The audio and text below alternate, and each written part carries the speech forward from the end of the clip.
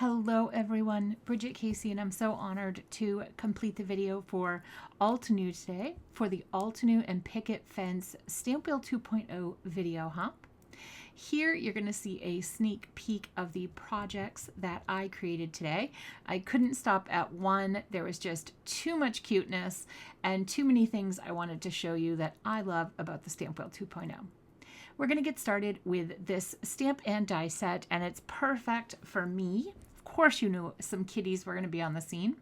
This is from the Warm Gray family, and this is Evening Gray. I kept calling it Evening Rock before. Oh, goodness. Anyways, so I was trying to fit 4 kitties on this on one line, and it just wasn't working, even though how hard I tried. So went back to the drawing board, and we're going to do 3 kitties. So I was making sure I had the 3 kitties that I wanted, kind of spacing them out, making sure I liked the direction that each kitty was facing. Like, I didn't want them all facing in one direction, and I didn't want them all looking at, at each other. So just getting something that I was happy with. So here we go. We have the Evening Gray, which matches the cardstock. One thing that's fantastic about Altenew is that you can get the color in all sorts of products. So I'm stamping that out, tone on tone, onto my cardstock. I moved this up just a little bit too high, so I'm going to have to adjust that. But that is one of the great things I wanted to point out about the stamp wheel is I can make my own cardstock by using the ruler on the side of the Stampwheel 2.0. So it shows me I can move it in distinct measurements. I just have to be paying attention to the measurements for that all to work.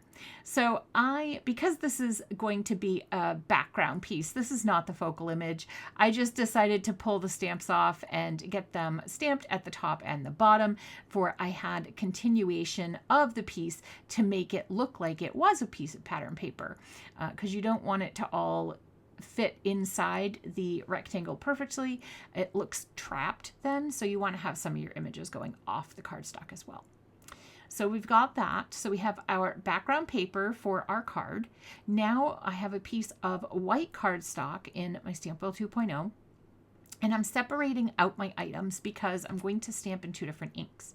On the left, for those stamps, I'm going to stamp with Jet Black Fresh Dye ink because I'm going to use artist markers. On the right, I'm using Obsidian because for sentiments, in my heart, there is no better ink for sentiments. It is perfectly crisp and perfectly dark and gorgeous. So my grass had a piece of cat hair on it, shocker. So I was stamping another line of the grass. I ironically don't end up using the grass after all this in my project.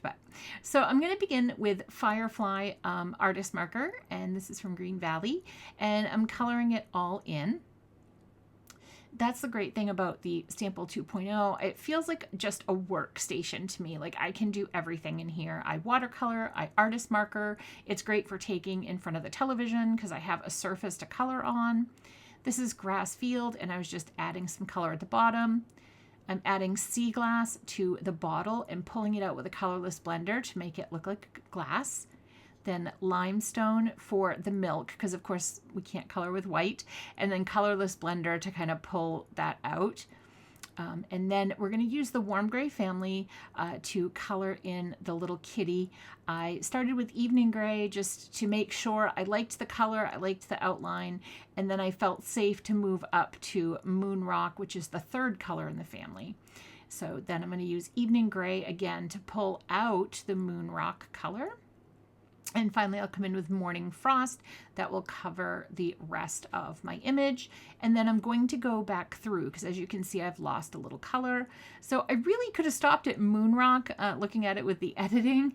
It looks really good there, but that's okay. I just pulled it out with Evening Gray and went back through my colors again. But feel free. You can always stop where I said I should have in editing, but that's okay. I like the look and I'm happy with it. I added Lava Rock for a little black nose. Then we'll get those die cut, but first we're going to move on to the puppy dog card. So I'm using my 9x12 sticky mat because I did not want to get my new Stampwheel 2.0 mat gross and yucky. This is Cherry Sweet from the Amy Tan collection, then Tangerine Dream. is the next color that we will use. And the 9x12 sticky mat is the same material that's in your Stampwheel 2.0. The lemonade stand.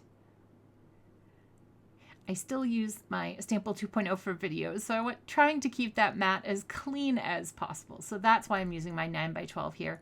You can also see here, if you have trouble opening our ink pads, and this is Let Us Celebrate, and I'm using small blending tools, you can put them on this mat, and you can see that's how I'm opening and closing them. I stick them on the mat and then just simply turn the lid, see here, and one-handed, so it's perfect. And if you have trouble with your paper sticking, flip it over and then peel the mat off the paper, not the paper off the mat. Hopefully that makes sense and helps you. And here we have the You Hold My Heart in Your Paw.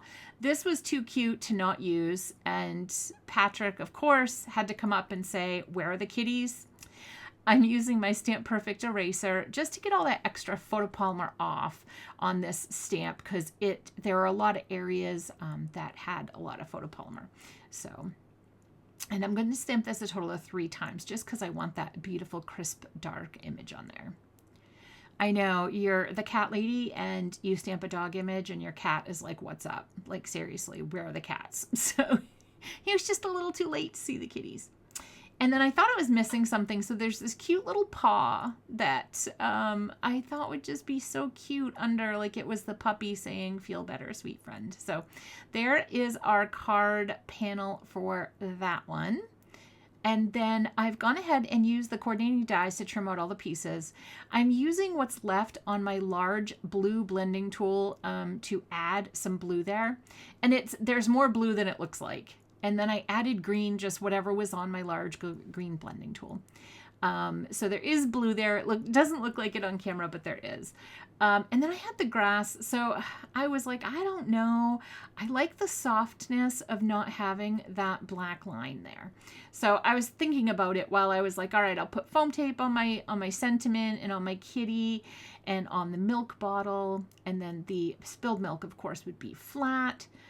So I was kind of playing around with it, and maybe if I would have stamped it onto the panel, I would have liked it better, but I don't know, it just didn't look right to my eye at that stage.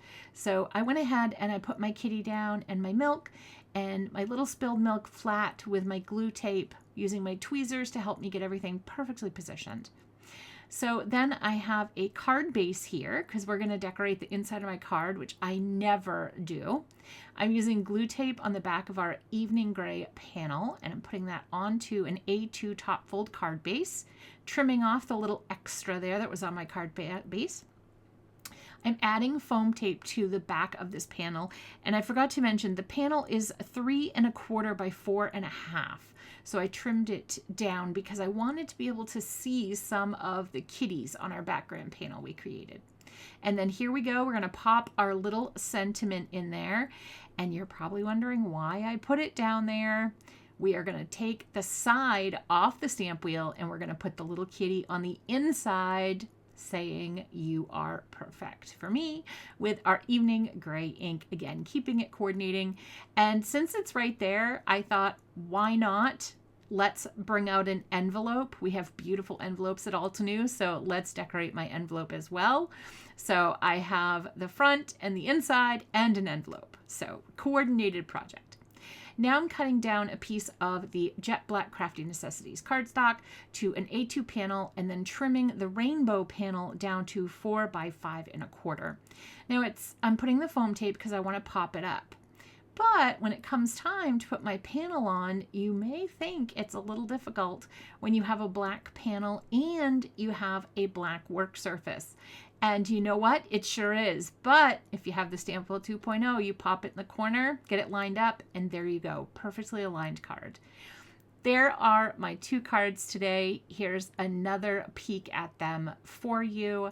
I hope that you enjoyed and got some new tips and tricks today with the Stampwheel 2.0. And if you don't have it yet, I hope it's on your list. And one way that could help you is the giveaways that are happening on the Stampwheel 2.0 video hop. So make sure to comment and like on those videos as you hop your way through inspiration. Until next time, my friends, happy crafting.